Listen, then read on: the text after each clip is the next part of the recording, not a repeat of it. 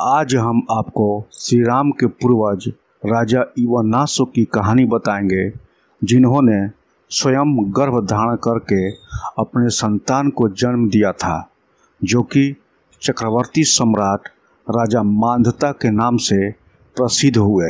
रामायण के बालकांड के अंतर्गत गुरु वशिष्ठ द्वारा भगवान राम के कुल रघुवंश का वर्णन किया गया है, जो इस प्रकार है।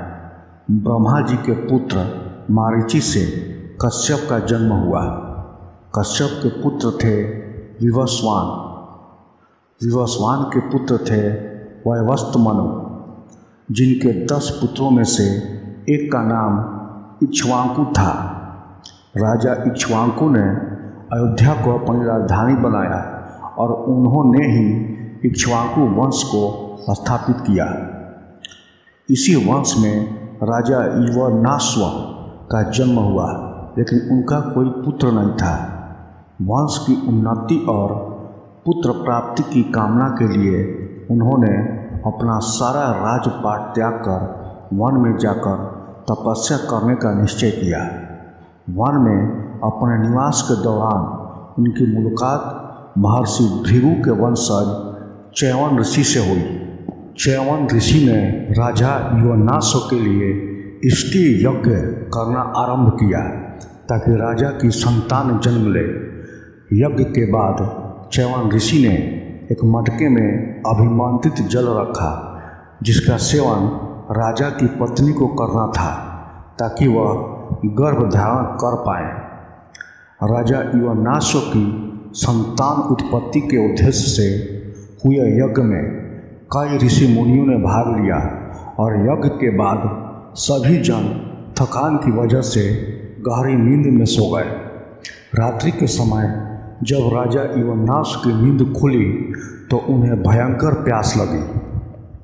इवानासो ने पानी के लिए बहुत आवाज़ लगाई, लेकिन थकान की वजह से और गहरी नींद में सोने की वजह से किसी ने राजा की आवाज़ नहीं सुनी।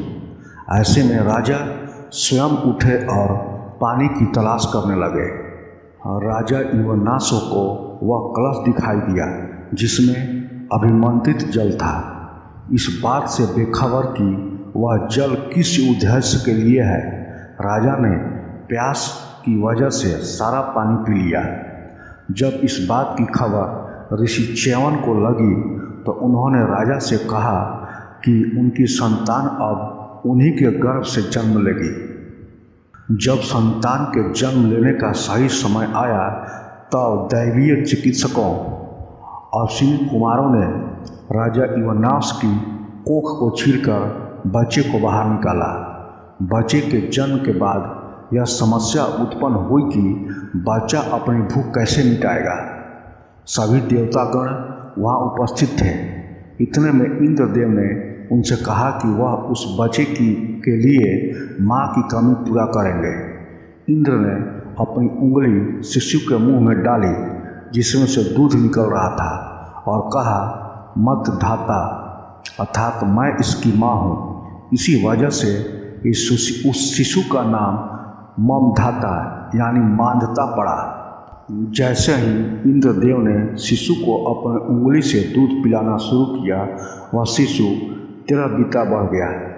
कहते हैं राजा मांधाता ने सूर्य उदय से लेकर सूर्यास्त तक के राज्यों पर धर्मानुकूल शासन किया था।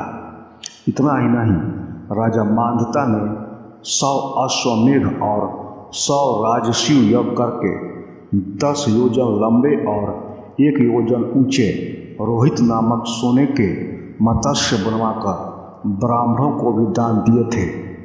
लंबे समय तक धर्मानुकूल रहकर शासन करने के बाद राजा मांधाता ने विष्णु के दर्शन के लिए वन जाकर तप करने का निर्णय किया और विष्णु के दर्शन कर लेने के बाद वन में ही अपने प्राण त्याग स्वर्ग की ओर प्रस्थान किया।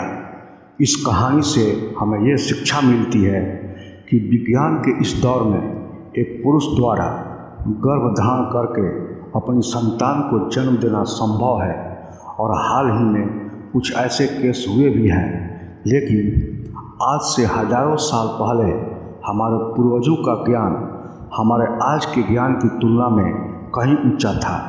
विज्ञान के जिन चमत्कारों को देखकर हम आज आश्चर्यचकित होते हैं, वे चमत्कार तो हमारे पूर्वजों ने हजारों साल पहले कर दिए थे, जैसे कि पुरुष द्वारा गर्भ धारण कर संतान को जन्म देना।